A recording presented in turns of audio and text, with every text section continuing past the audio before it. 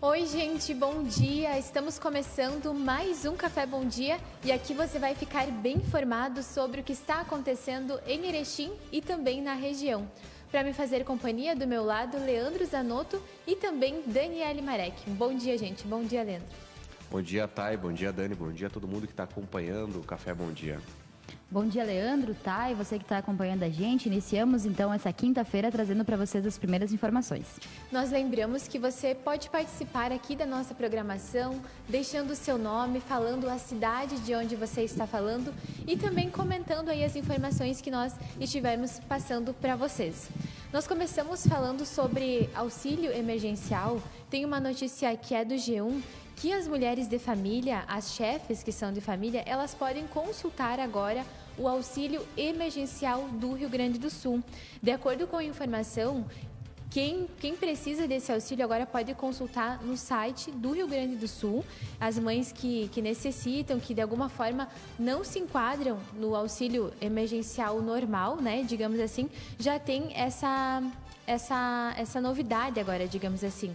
O perfil corresponde a chefes de famílias que constam no Cadastro Único do Governo Federal e tem família composta por pelo menos 5 pessoas, com uma renda per capita média de 89 mensais, 3 filhos e não tem acesso à Bolsa Família e também ao Auxílio Emergencial Federal, né? As mães que se enquadram nessa situação, elas vão receber uma parcela única de R$ 800 via ordem de pagamento no Banrisul. E a data para o início dos pagamentos é até 17 de maio. Então, você que precisa, que não se enquadra nessas duas categorias, né, do governo federal, não tem Bolsa Família, tem agora pelo menos essa nova opção para pelo menos uma renda aí, né, para quem precisa, Leandro. Muito bem. Olha, na segurança pública, o principal destaque na manhã de hoje é uma notícia muito triste que aconteceu na capital, uma tragédia. 3 crianças morreram em um incêndio nesta madrugada.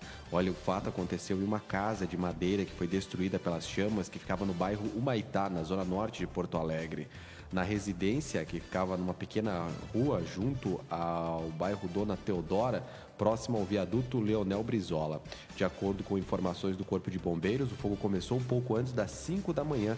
Em minutos, as chamas já estavam altas e a casa de madeira foi completamente destruída. O casal que estava no local conseguiu sair e foi encaminhado para o HPS com queimaduras em estado grave. O homem estava inconsciente. Os adultos não conseguiram retirar 3 crianças de 1 mês, 2 anos e 3 anos. Os corpos carbonizados foram localizados pelo Corpo de Bombeiros. O local está isolado e aguardando a chegada da perícia. Infelizmente, a gente começa o dia com uma notícia muito triste como essa daqui, tá? Infelizmente. Dani, você tem mais informações para nós? Temos sim, tá? A gente fala agora sobre educação. Ontem eu trazia no Café Bom Dia a questão orçamentária da educação para esse ano de 2021 e o possível, né, o caminhar das universidades federais para, quem sabe, um fechamento, uma delas sendo a UFRJ do Rio de Janeiro. E ontem também o INEP ele divulgou uma nota em relação ao Enem, a aplicação do Enem nesse ano de 2021.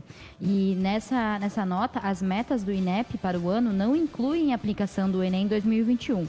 Contatado, o organizador da prova não respondeu se realizará neste ano a aplicação do Enem ou se ele está em risco. A portaria publicada prevê planejamento e preparação técnica, sem aplicação do exame.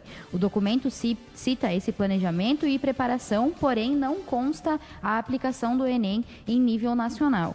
Esse cenário ele vem de encontro, então, com a fala do ministro da Educação, que também perpassa pelo MEC, onde a gente vê que 37% do orçamento que era destinado para as universidades federais acabou sendo cortado. Então, a gente tem ali um perigo em relação à aplicação do Enem para essas novas vagas nas universidades federais e também as próprias universidades federais que correm risco aí, muitas delas de acabarem fechando as portas sem o orçamento destinado, né? Olha só, muito triste essa notícia. Eu tenho também uma informação que, em nota, o MEC informou, né, falando dessa notícia, que reduziu os recursos discricionários da rede federal do ensino superior, como tu comentavas, né? No orçamento de 2021, sancionado no final de abril, na ordem de 16,5%, e que não tem, né, eles afirmam que não tem medido esforços nas tentativas de recomposição ou mitigação dessas reduções orçamentárias. E uma outra coisa que eles alegam também é devido à pandemia, né, que teve esse auxílio emergencial que teve que ser destinado para as pessoas, e aí também foi um dos motivos desse corte para as universidades. E uma daqueles citam também, que até tu comentava, é essa de Santa Maria, né? Exato, tem a de Santa Maria, o FRJ, a URGS aqui do estado do Rio Grande do Sul também está com um orçamento reduzido. E quando a gente fala em orçamento reduzido, a gente tem que entender que as universidades federais, muitas delas possuem outros prédios além das próprias estruturas que abrigam ali os estudantes. A gente tem bibliotecas públicas, tem hospitais, tem laboratórios, tem museus. Então, toda essa parcela também acaba sendo prejudicada. E esses serviços são também atendidos pela comunidade como um todo. Por exemplo, no Rio Grande do Sul, aqui em Santa Maria, a gente tem um hospital que é destinado para estudos voltados aos estudantes de medicina, enfermagem, também tem fisioterapia, então é um hospital-escola. Porém, esse hospital-escola atende a comunidade de Santa Maria. Quando aconteceu o incêndio na KISS, em 2013, 12, não lembro agora, não me recordo, o hospital o hospital da universidade foi o que mais teve, então, recolhendo o pessoal para atendimento, né? Então, foi um dos hospitais que ali esteve de frente para conseguir ajudar a comunidade como um todo. Então, a gente vê que com esses orçamentos, acaba que muitos outros segmentos também perdem, né? E a comunidade como um todo também. O Pedro Alau, que é um dos diretores e foi reitor da Universidade Federal de Pelotas, está muito preocupado com essa situação também, porque a Universidade, por exemplo, de Pelotas é uma das que puxa no Brasil a pesquisa, né, contra a Covid-19, faz todo o levantamento da situação, acompanha os dados, os números, né, e essa redução pode impactar diretamente também nessa situação que é muito importante a gente saber em que pé que está a pandemia, né? Exato. Porque só assim a gente pode controlar ela e saber se precisa fechar, se precisa abrir.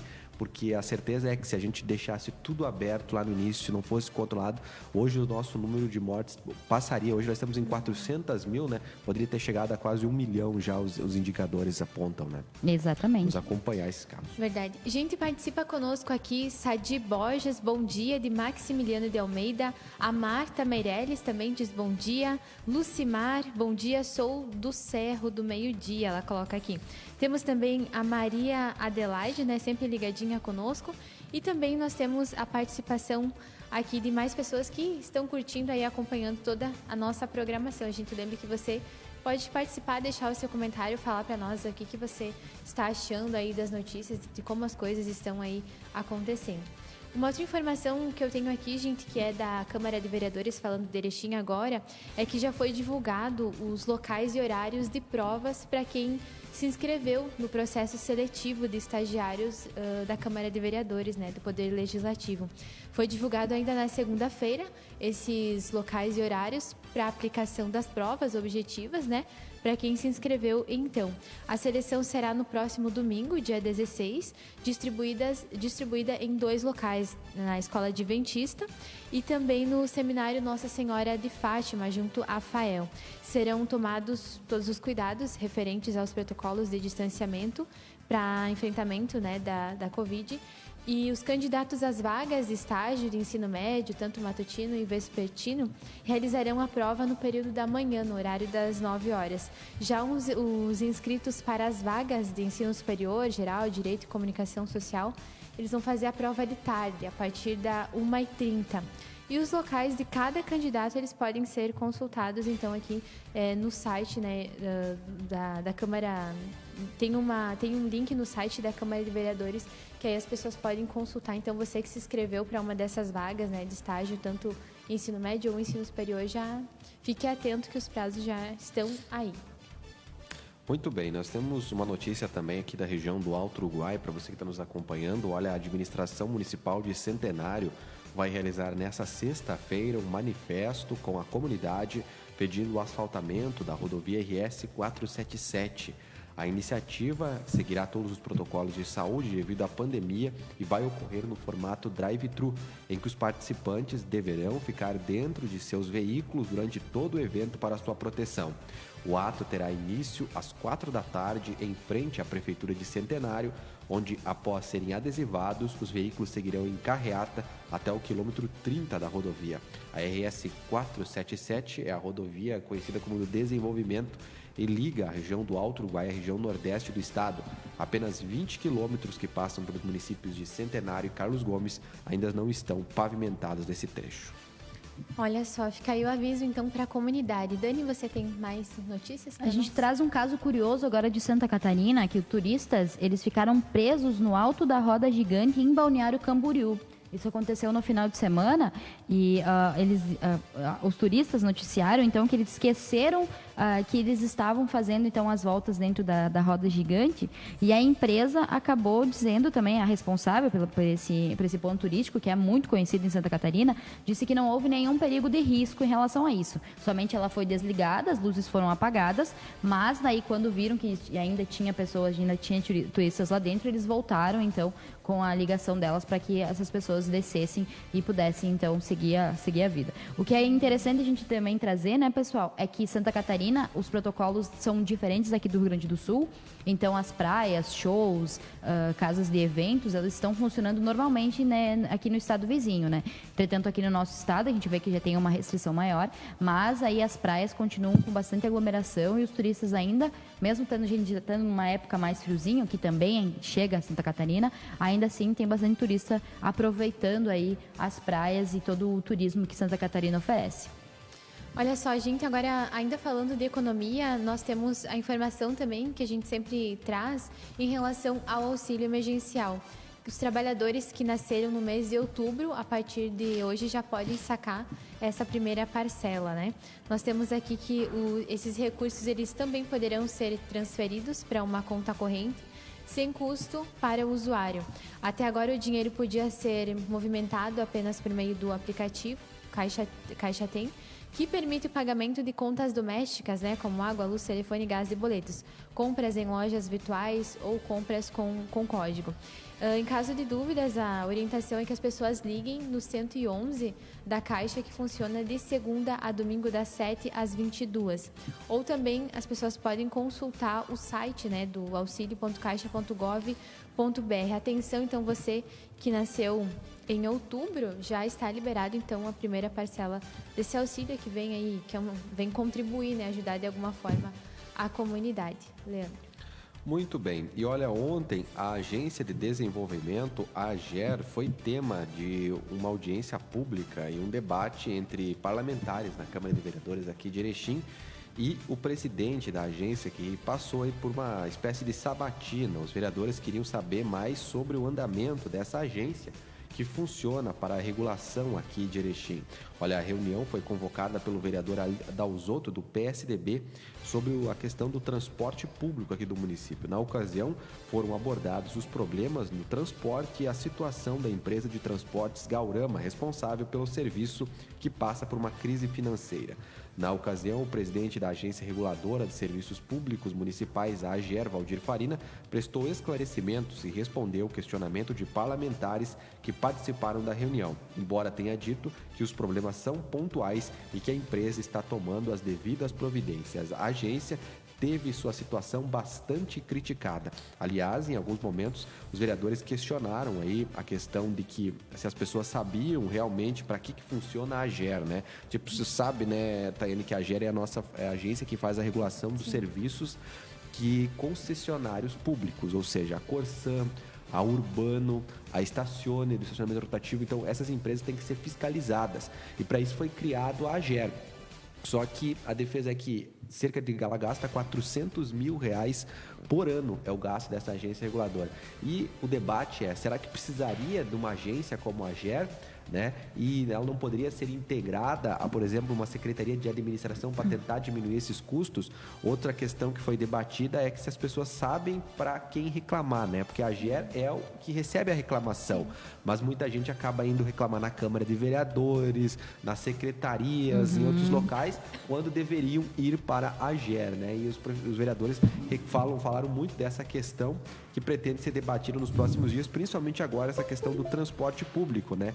Que a empresa Urbano, a Gaurama, né, acabou reduzindo o número de linhas para poder se manter, né? Porque senão iria fechar as portas. Só que o que aconteceu? Em alguns horários que tem maior movimento, os ônibus estão superlotados, né?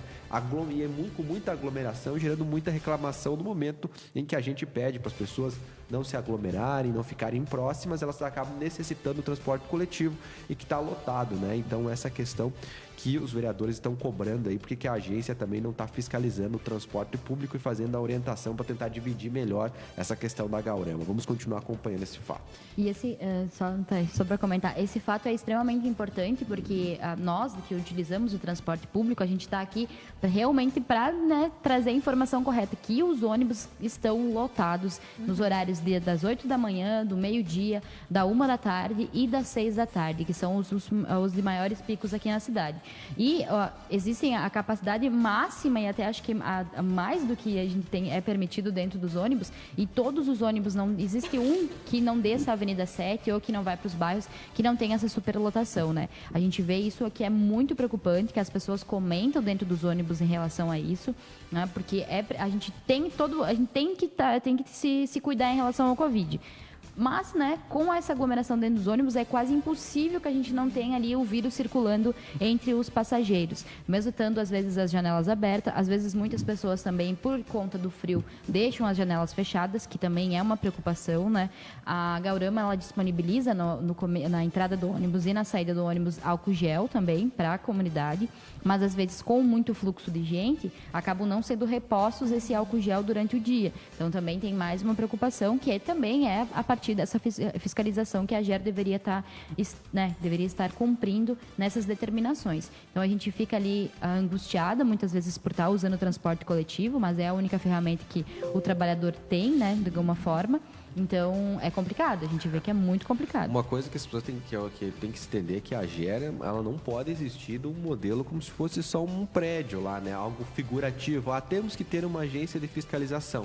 Aí criamos a AGER e o pessoal da AGER está lá. Entendeu? Tá fiscalizando os contratos, tá? Mas precisa ser mais incidente para cima das empresas concessionárias, né? Porque senão acaba acontecendo, por exemplo, a gente entende o problema da Gaurama, a crise financeira e tal, mas ela também não é todos os horários, mas ela também não pode ficar só com o filé mignon do horário. Né? Ela tem que colocar pelo menos mais ônibus. Se o horário é de pico, tá? Durante o restante do dia eu não posso colocar. Antes tinha 3 ou 4 ônibus circulando, então agora eu não posso, eu vou botar um só. Só que então eu posso botar 2 agora, talvez, né? Se eu tinha 5, eu vou botar 2 no horário de pico para tentar dividir essas pessoas, né? Para que o serviço seja um pouquinho prestado melhor. Porque é como eu sempre digo, as pessoas não estão indo de graça. As pessoas pagam pelo transporte, a gente paga o estacionamento, paga a corção, porque a gente quer um bom serviço. E a AGER tem que fiscalizar esse pessoal.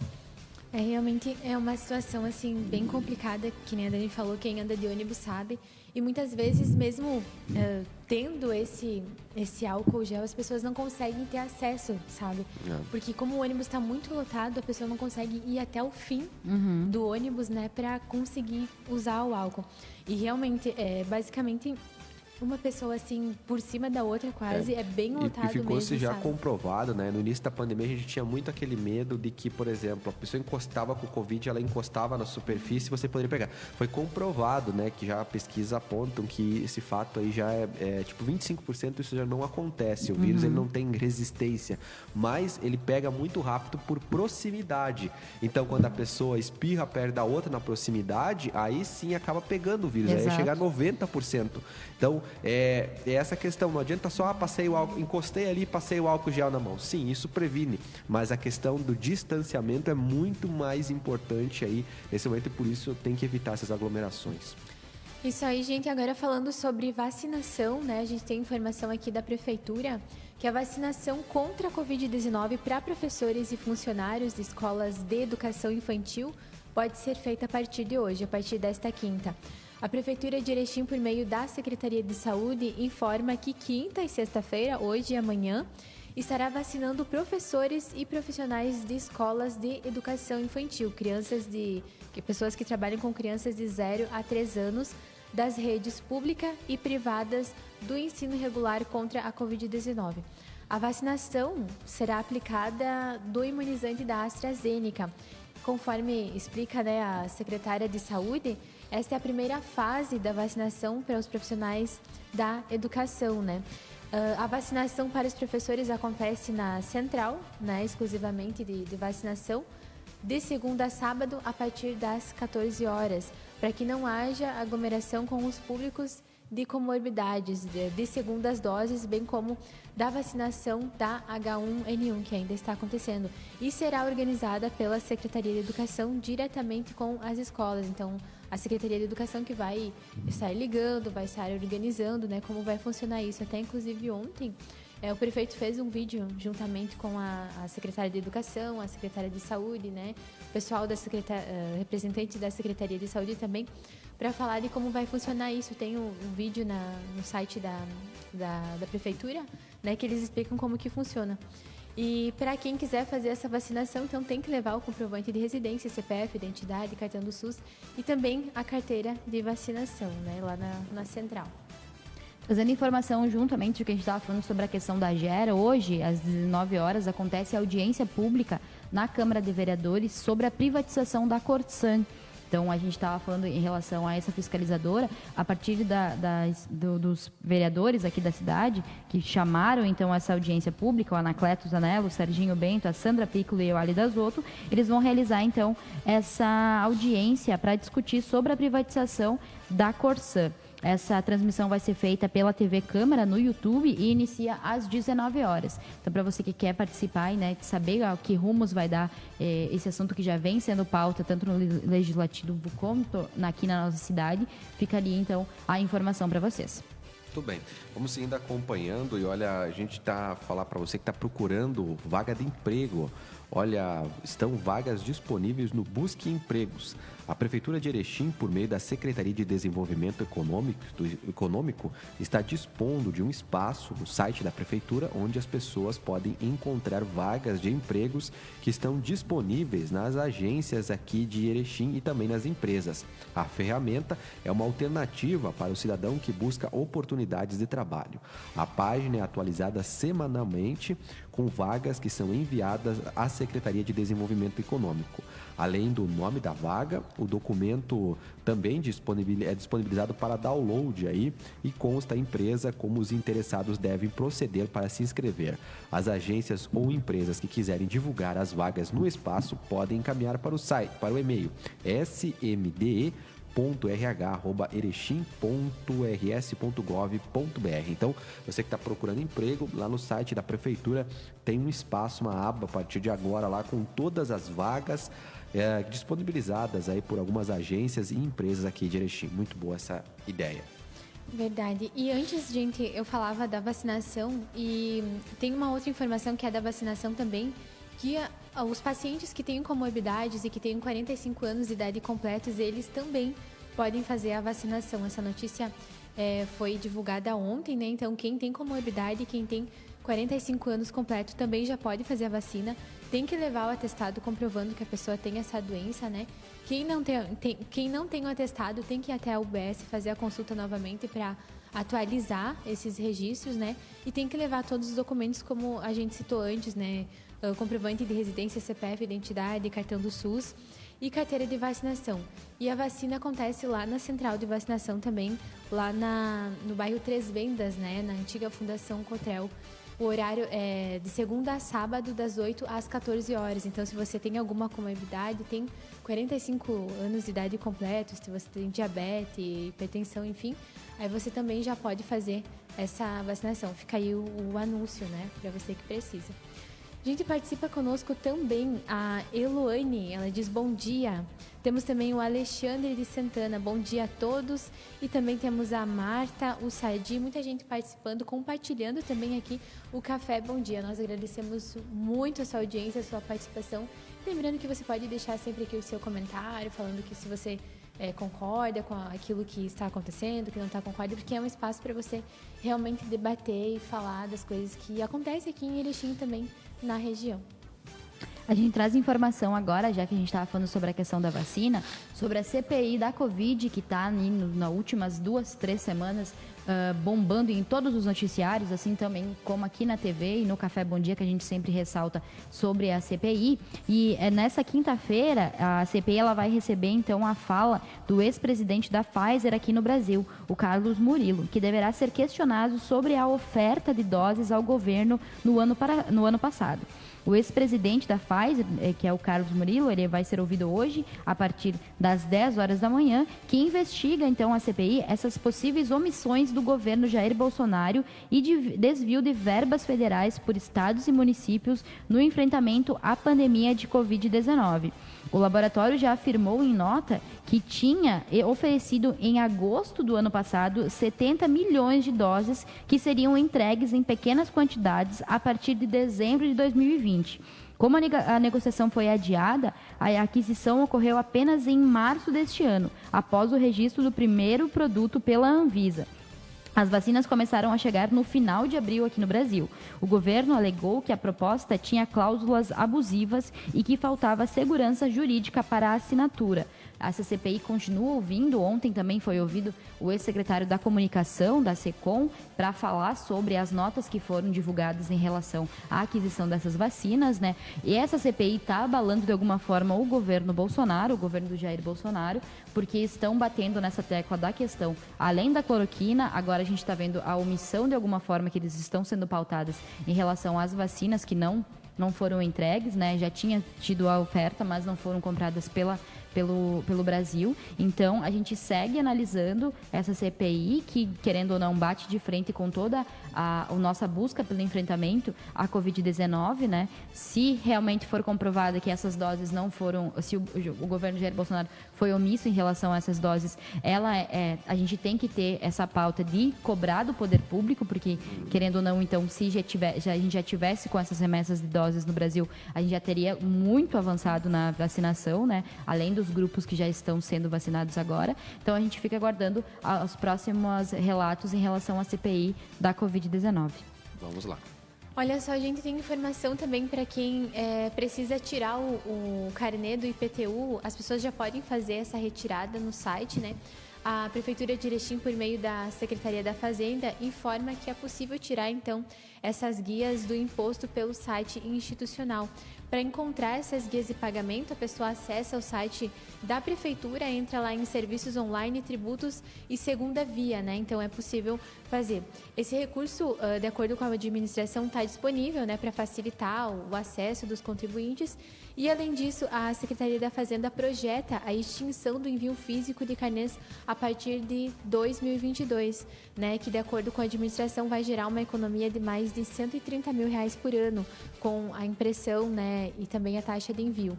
Conforme o secretário da Fazenda, o Valdemar Locke, a ideia é facilitar o acesso e evitar transtornos aos contribuintes, né? A Secretaria da Fazenda deve avaliar ainda a possibilidade de prestar um auxílio em pontos estratégicos do município para que as pessoas que não têm acesso ao computador e à internet possam aí ter essas facilidades. Uma última notícia de segurança pública. A Polícia Federal realiza nessa manhã a Operação Círculo Isles, que investiga a corrupção e aquisição de material médico hospitalares aqui na região norte do estado. Além de Passo Fundo, a ação também acontece em Porto Alegre, Florianópolis, Lages e na capital de São Paulo.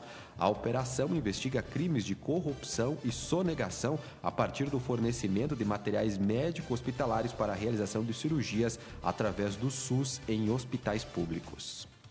Olha só, gente, já chegando aqui ao fim do Café Bom Dia, nós agradecemos muito a sua companhia, a sua participação. Lembramos que amanhã nós estamos de volta com mais informações para você. Bom dia, gente. Bom dia, Leandro. Bom dia, Thay. Bom dia, Dani. Às 10h30 da manhã tem o Minuto Bom Dia, hoje com a Thay do Carmo. Não perca, tá bom? E ao meio-dia a gente se encontra no Bom Dia Notícias. Um abraço. Um ótimo dia para vocês, pessoal. Para você que também estava nos assistindo, a gente deseja uma ótima quinta-feira. Nos encontramos amanhã a partir das 8h30 da manhã aqui na TV Bom Dia. Até lá.